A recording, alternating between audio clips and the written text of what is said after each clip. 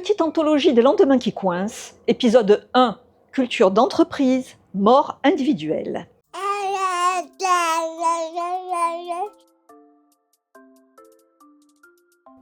Des futurs où l'humanité n'a pas été décimée par une guerre nucléaire, mais simplement broyée par les RH. Oui, ce futur-là existe. Il est propre, il est climatisé. Dans son roman Robledo, Daniel Zito imagine un futur proche où un nombre grandissant de personnes sans emploi, qu'ils soient chômeurs, travailleurs licenciés, retraités, se joint subrepticement au personnel d'entreprise en subtilisant uniformes et badges pour y travailler illégalement. La motivation de ces ouvriers fantômes n'est pas financière, puisqu'ils ne sont repris sur aucune liste du personnel et aucune fiche de paie. Il s'agit plutôt d'une question de statut social et du stigmate accolé au temps libre.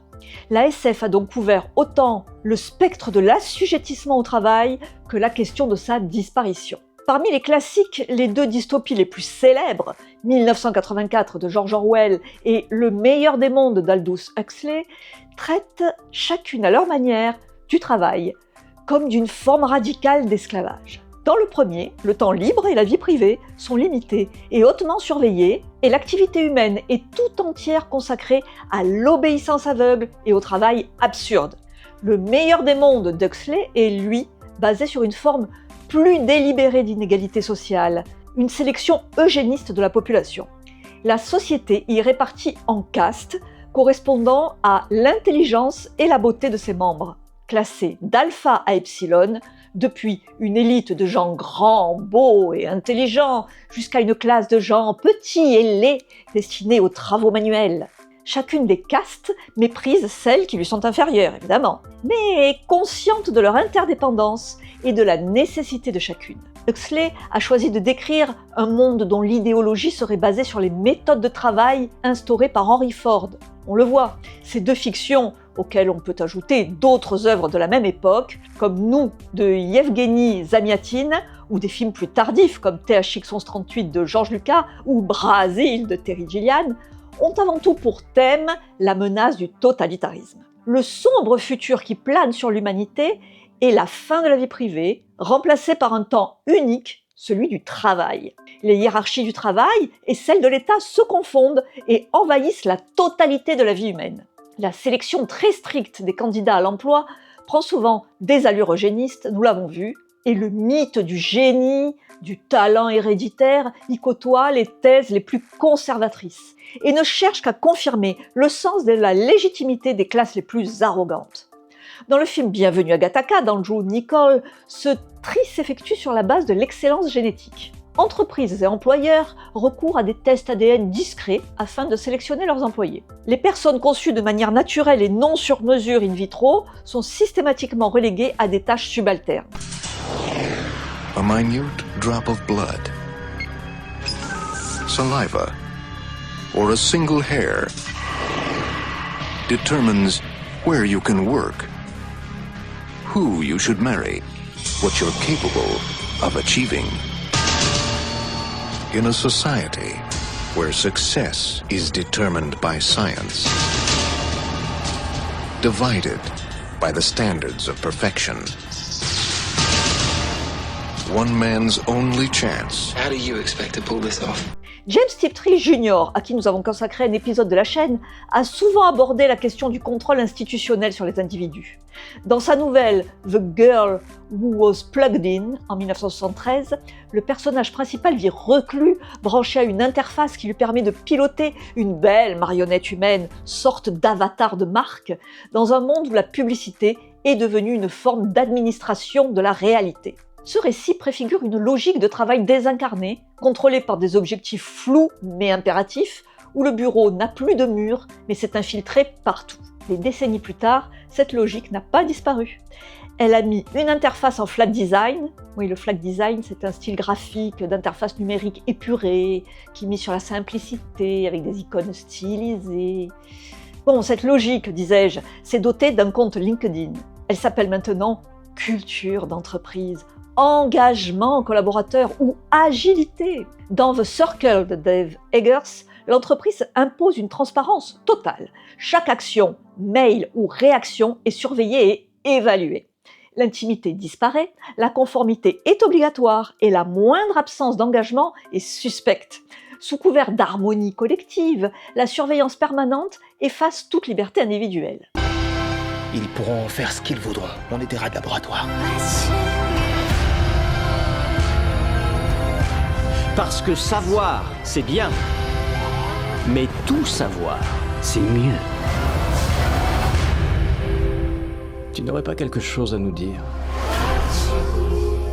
Mais la science-fiction ne se contente pas de pointer la surveillance.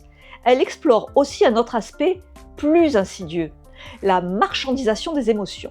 Dans beaucoup de ces récits, on ne te demande pas seulement d'être performant, on te demande d'être heureux de l'être. Dans Microser de Douglas Coupland, les personnages sont des jeunes développeurs employés chez Microsoft au cœur des années 90.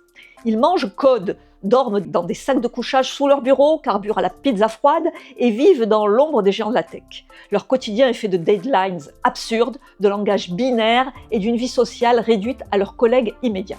Et pourtant, ce microcosme de pression permanente est présenté comme une aventure collective, presque spirituelle.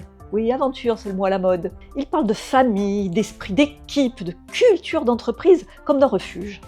Ils s'accrochent à cette idée que leur surmenage a un sens, que leur isolement est le prix d'un accomplissement numérique supérieur. Le roman est un délire textuel en langage informatique et construction narrative inspirée du codage binaire.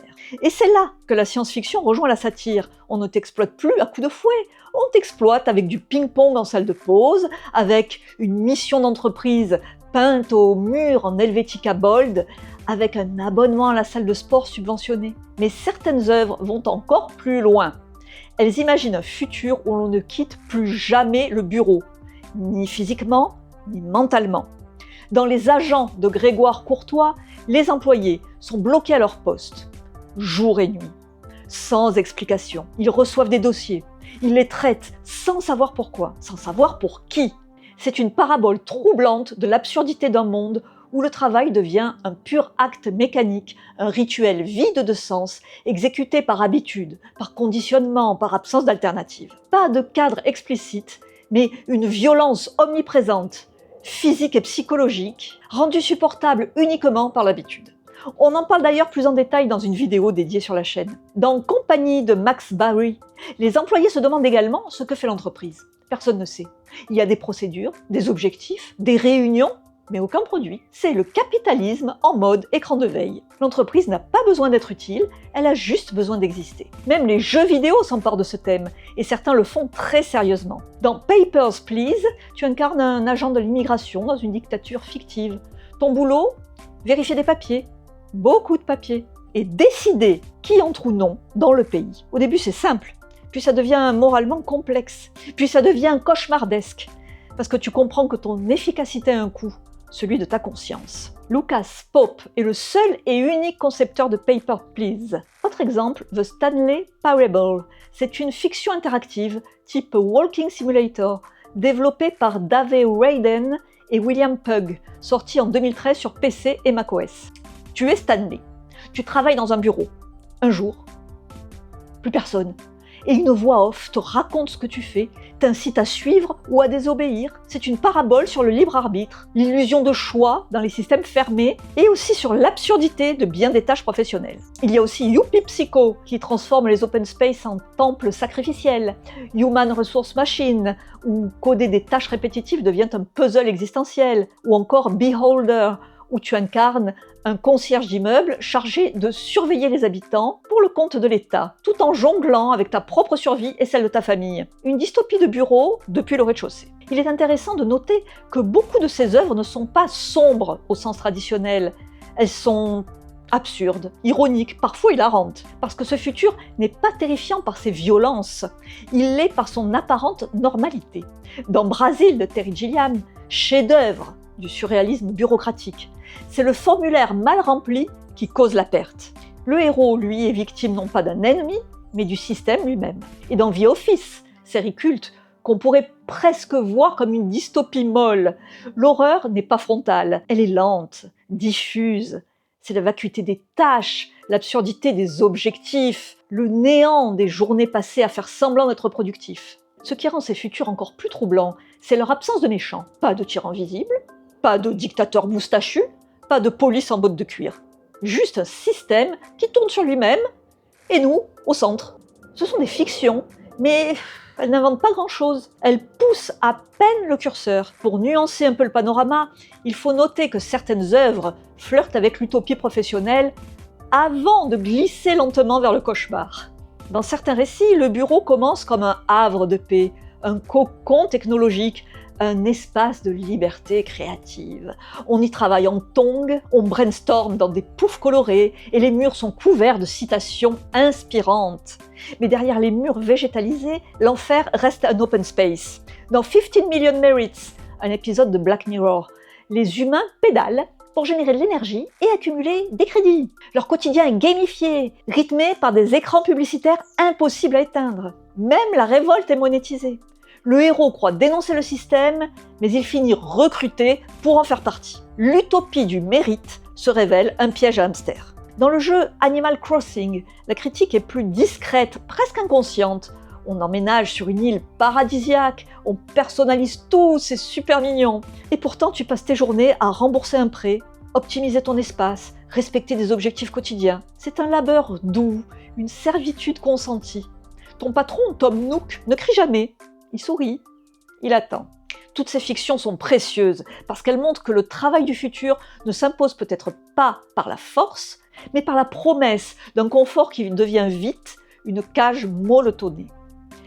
Alors, la prochaine fois que tu ouvres un tableur, que tu entres dans une réunion sync croisée transversale ou que ton logiciel de pointage te souhaite une belle journée, pose-toi la question, suis-je déjà dans une dystopie de bureau ? Ou est-ce que c'est juste lundi ? Ou les deux ?